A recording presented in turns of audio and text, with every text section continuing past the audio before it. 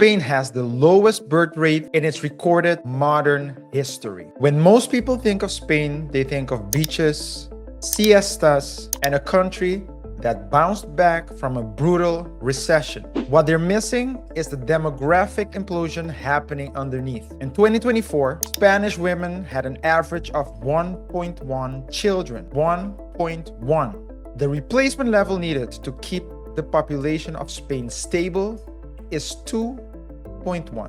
Spain is not even halfway there. And the kicker? This is happening while Spain is adding approximately 600,000 immigrants per year. One draining the native population and one flooding the country with newcomers. Two completely opposite forces colliding that is already reshaping the Spain that we've all grown to know. Will the social contract that Spain was built on survive the next 30 years?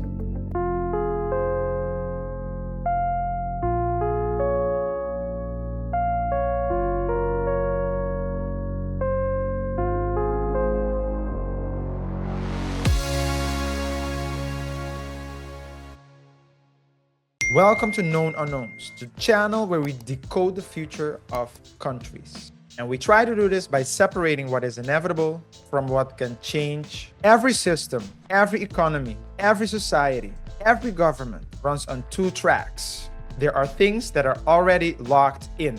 The trends, the pressures, the structural shifts that are happening, whether you pay attention to it or not. And then there are the variables, the things that can go either way. Today, we are in Spain, and we are looking at Pillar 1, society, demographics, and stability. By the end of this episode, you will know exactly what is already locked in and exactly what could still shift everything.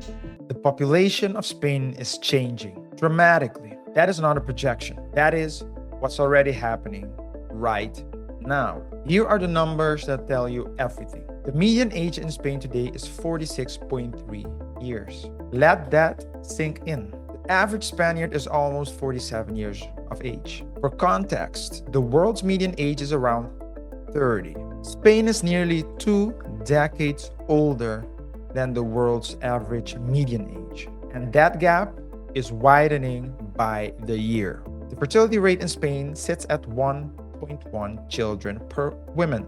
This is confirmed by Spain's own National Statistical Office, the INE. That is nearly half the 2.1 replacement requirement. And it's been declining or flat for over a decade. In absolute terms, Spain registered just 318,005 births in 2024, down from 420,000 a decade ago. Spain is producing roughly 100,000 fewer babies per year than it was just 10 years ago.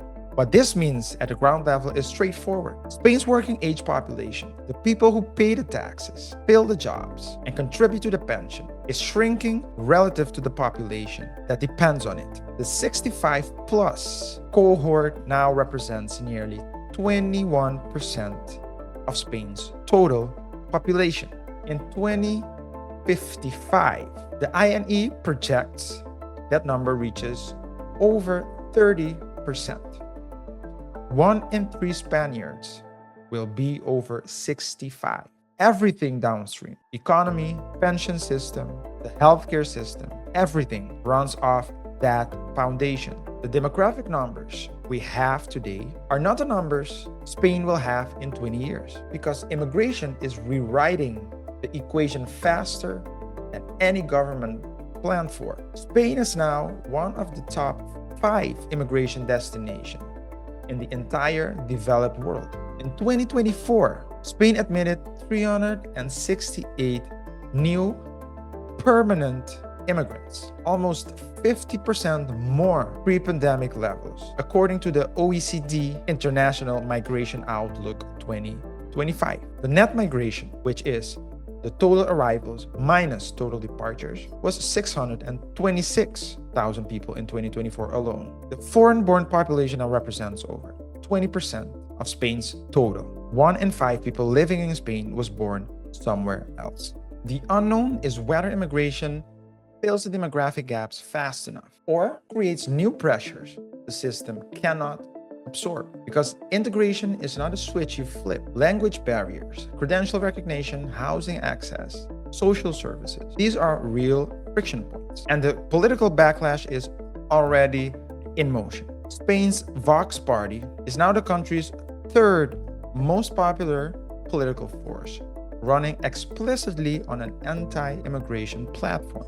And there is immigration angle that nobody talks about. Spain has consistently exported its own educated youngs. Through the brutal years of the 2008 crisis and beyond, hundreds of thousands of qualified Spaniards left for Germany, the UK, Latin America, and other countries. The question is whether the conditions that make people want to stay in a country, such as affordable housing, decent wages, optimism about the future, and so on and so forth, are being rebuilt fast enough to stop that drain. So here's the collision. The known says Spain is heading into one of the most significant demographic transitions of any major European country.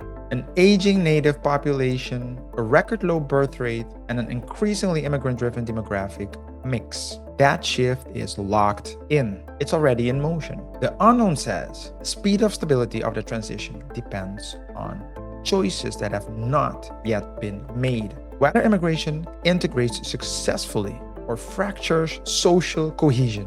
Whether the young stay or leave. Whether the political system manages the transition or gets destabilized by it. What that means for you, if you are building something, investing something, or planning your own future in or connected to Spain, is that this country's demographic tailwind and headwind are both real at the same time. And which one you're riding depends entirely on which part of the story you're paying attention to. Let me give you the math on pensions in Spain, because the math here is the entire story and it's not comfortable. Right now, Spain's pension system spends approximately 11.7% of the GDP on contributory pensions. That is already one of the highest ratios in the EU. And the trajectory is the OECD projects that the number climbs to 16.1% of the GDP by 2050. The IESC Business School's own modeling, using an overlapping generations economic model, puts it at even higher, at 17.7% of the GDP by 2050. Hey, either way, you're looking at a system whose costs are set to grow by roughly 50% in real terms over the next 25 years. Spain runs an as-you-pay-you-go pension system. What that means is today's workers pay for today's retirees. There's no giant sovereign wealth fund. There is no fully funded pool of investment capital sitting somewhere. The income from the working people flows directly out to the pensioners. And the ratio between the contributors and the recipients, what's called the support ratio, is totally deteriorating. In 2010, there were 3.6 working age people for every person over 65. By 2030, the ratio is projected to hit 2.5, and by 2050, 1.6. That's the math. The system is designed for a ratio that's no longer existing. And here's the kicker. Spain's recent pension reforms, which were introduced in 2021 and 2023, actually made the long-term fiscal situation even worse and not better. The European Commission's own aging report of 2024 found that Spain is by far the EU country where the projected pension expenditure has risen the most compared to the previous scenario in 2021. The reforms increased pensions generosity. They did not fix the structural math.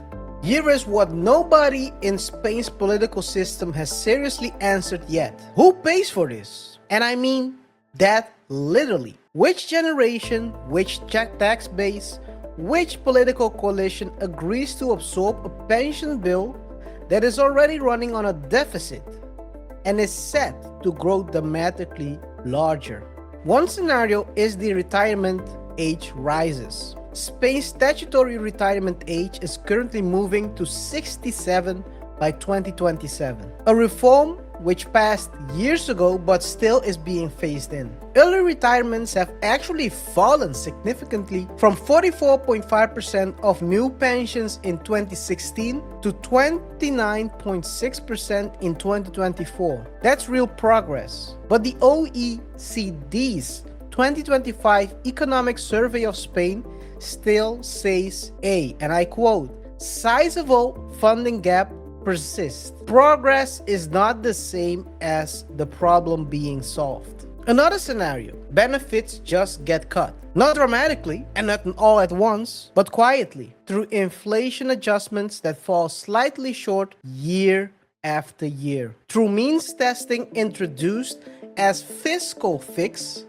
that are rebranded as fairness. To the gradual erosion of what a pension actually buys. This is already happening in some European systems. The question is whether Spain goes there politically and whether its electorate allows it. There's also a migration wildcard. One analysis suggests that Spain would need roughly 665,000 immigrants per year for the next 40 years to keep the pension system solvent at current benefit levels. Spain is currently bringing in about half of that on a net basis. So immigration helps, it's not a fix.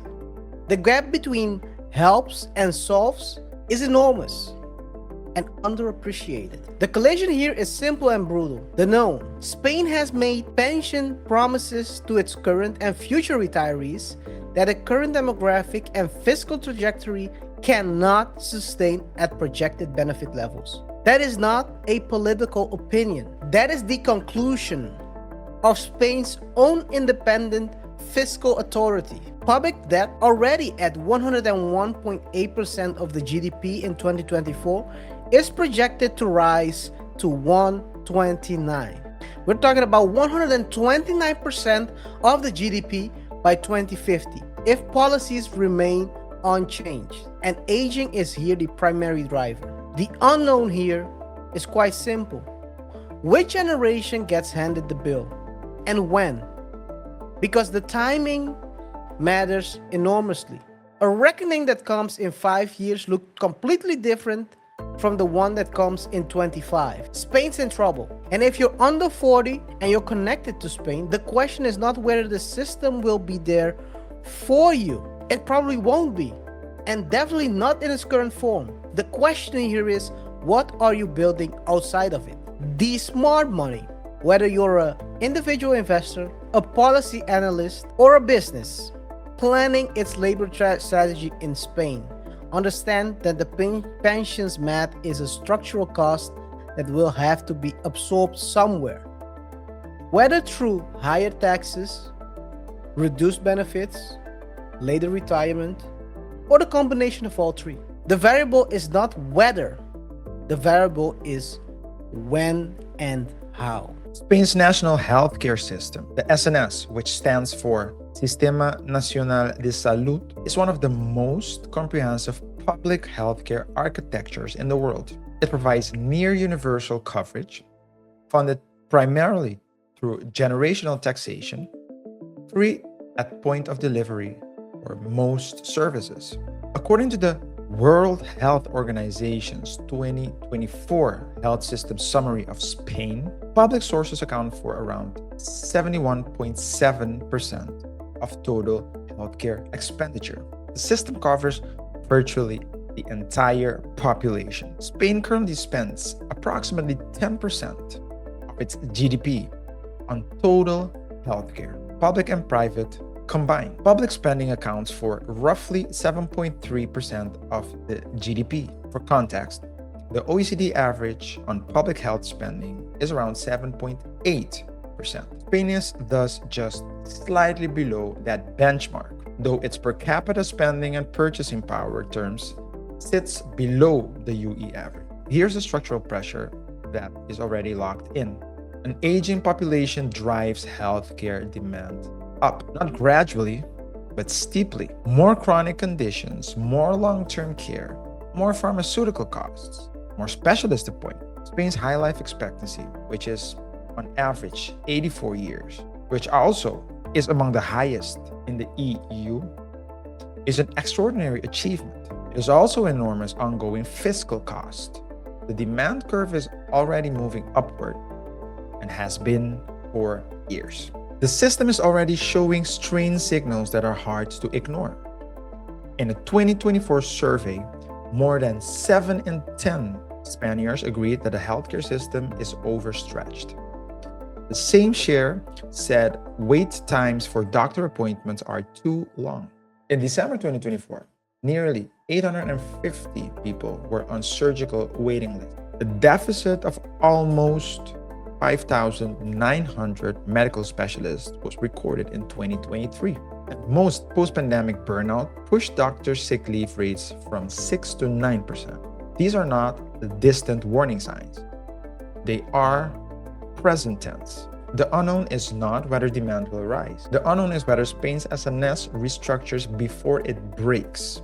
Technology is the most interesting wildcard here. AI diagnostics, remote patient monitoring, predictive care. These are simply examples of tools that already exist and are being deployed at scale in some healthcare systems.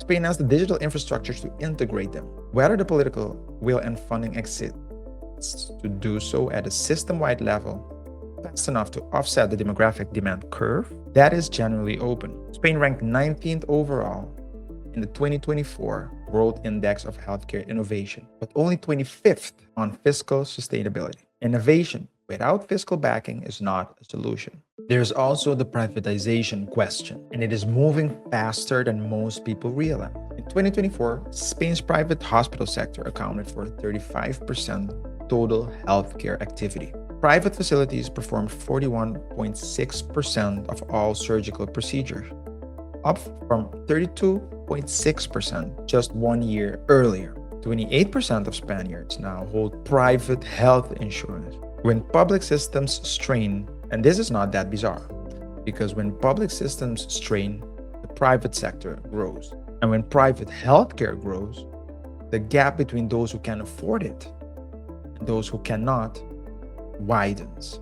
The social and political consequences of that two-tier dynamic are still uncertain. The collision is this. Spain's SNS was designed for a population profile that no longer exists. It was built for a younger, healthier, and proportionally smaller elderly cohort. The unknown says whether the system can adapt its funding model, its technology stack, and its political consensus to match the new reality. For the individual, whether you're living in Spain now or planning to retire there, or building a business that depends on a healthy and productive workforce, this means understanding that your personal health strategy and your financial health strategy are the same conversation. In a system under strain, the people who plan for private supplemental coverage, who maintain their healthcare proactively, and who understand the system gaps are the ones who stay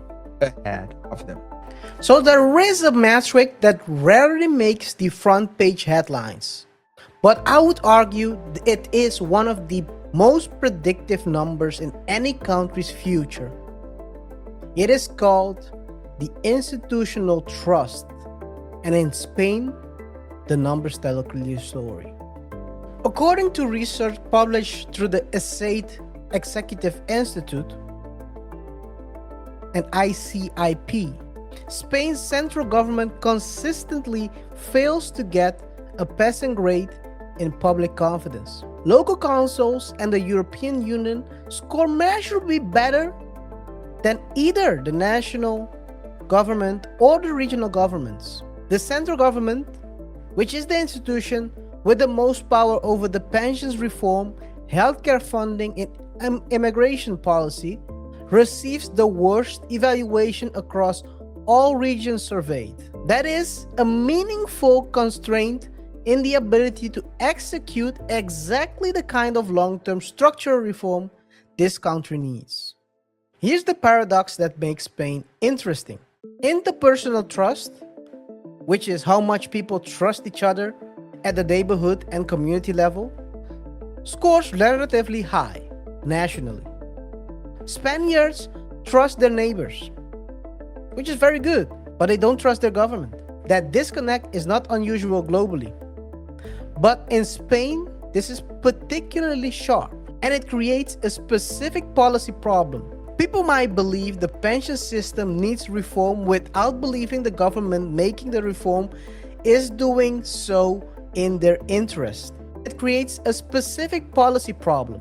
People may believe the pension system needs reform without believing the government making the reform is doing so in their interest.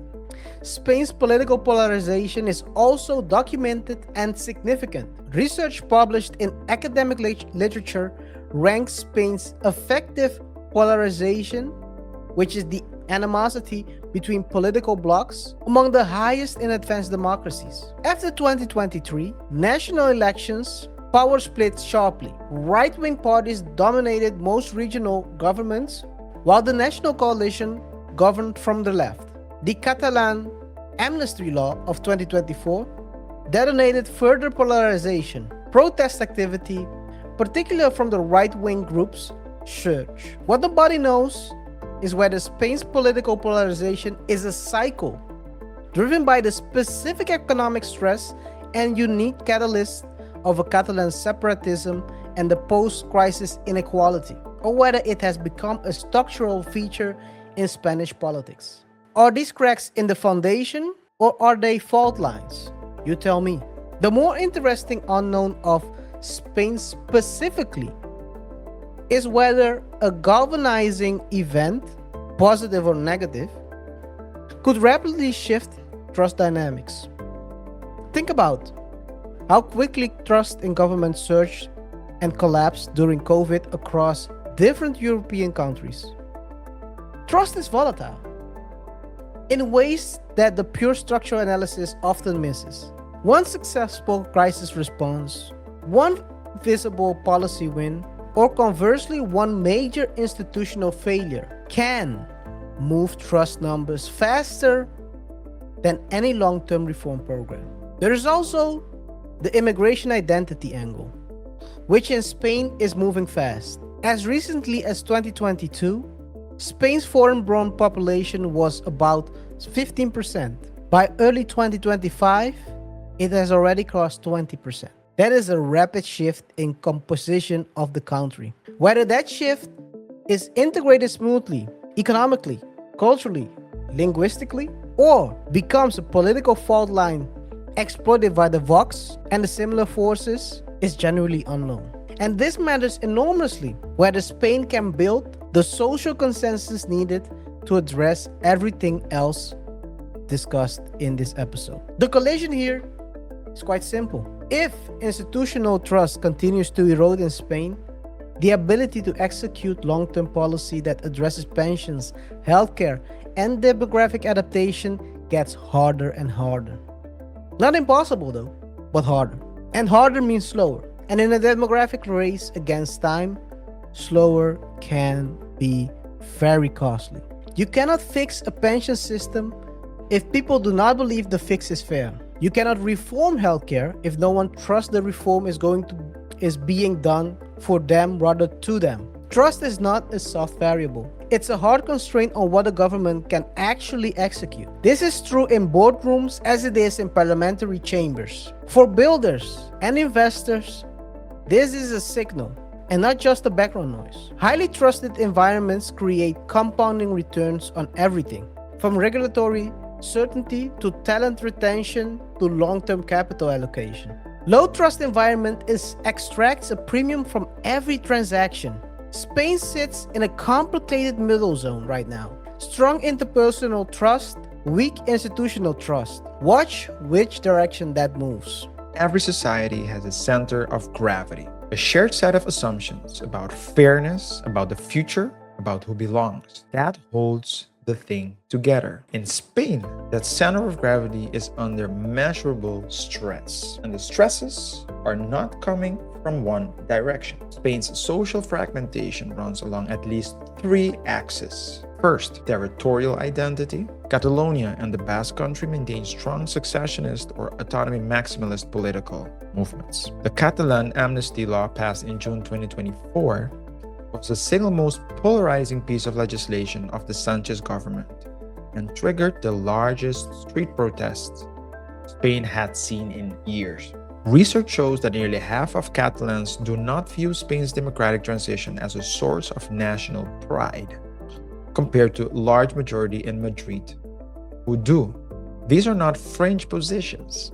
They are mainstream political identities. Second, the generational fracture. Spain's youth unemployment, while improved from its catastrophic post-2008 peaks, remains structurally elevated, among the highest in the EU for under 25s. Young educated Spaniards continue to immigrate for better opportunities. The generation entering Spain's workforce today has grown up with a far higher housing cost, far less job stability, far less optimism about the welfare state delivering for them than the generation that built the system in the first place. That is a tension between what the system promises and what is actually delivered. Third, the immigration dimension. Spain is shifting from a relatively ethically homogeneous country to one of the fastest diversifying nations in the OECD.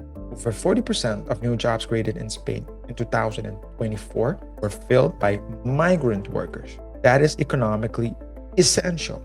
Socially, it is accelerating a cultural and demographic transformation that is moving faster than most Spanish institutions were designed to process. The identity unknown to Spain at the moment is this. Is the fragmentation along territorial, generational, and cultural lines temporary, or is it structural?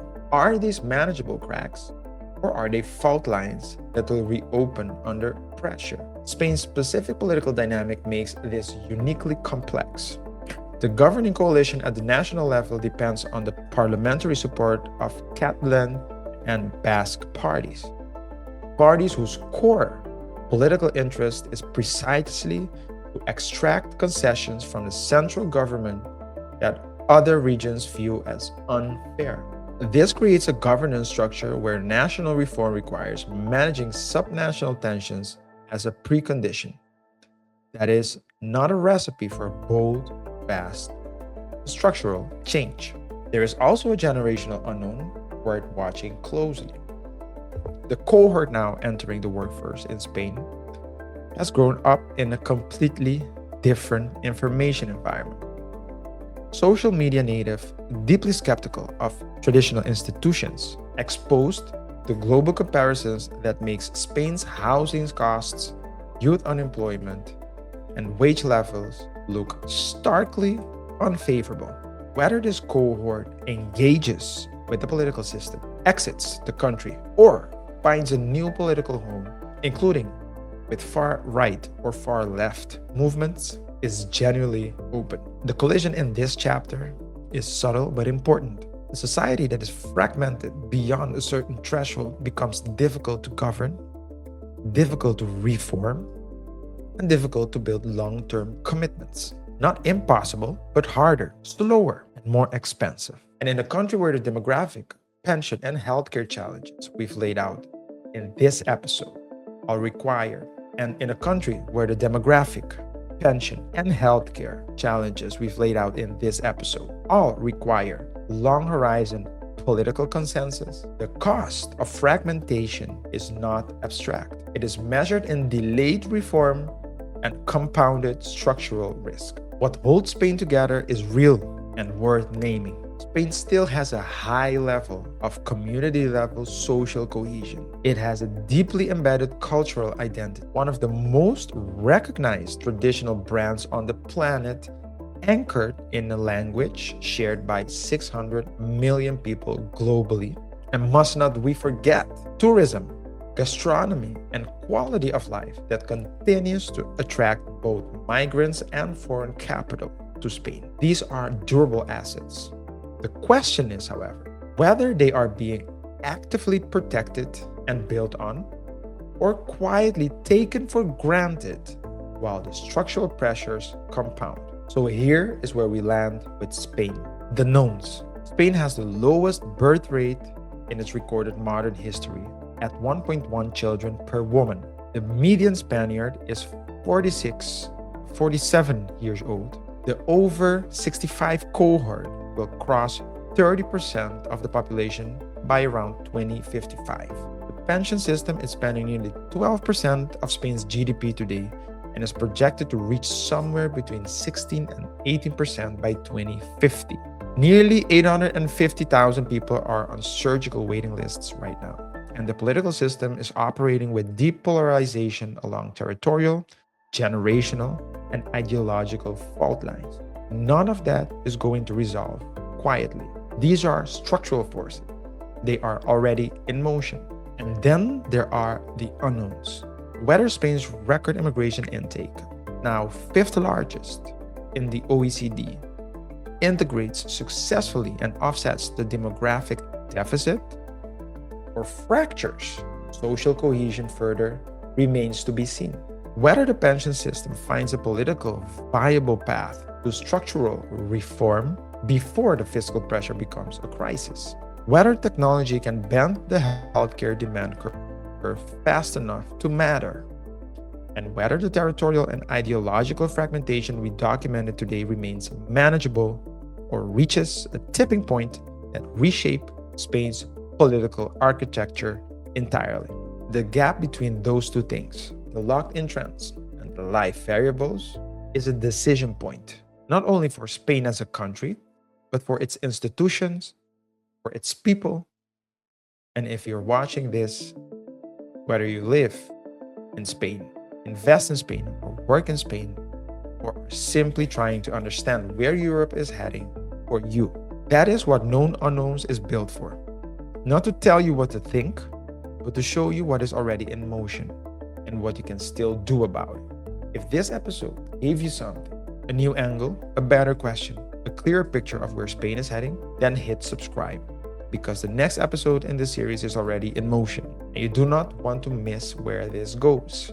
Next up, Pillar 2, Spain's economic, financial system, the real cost of living, the housing trap, and who is actually carrying Spain's fiscal burden. That one is going to hit differently.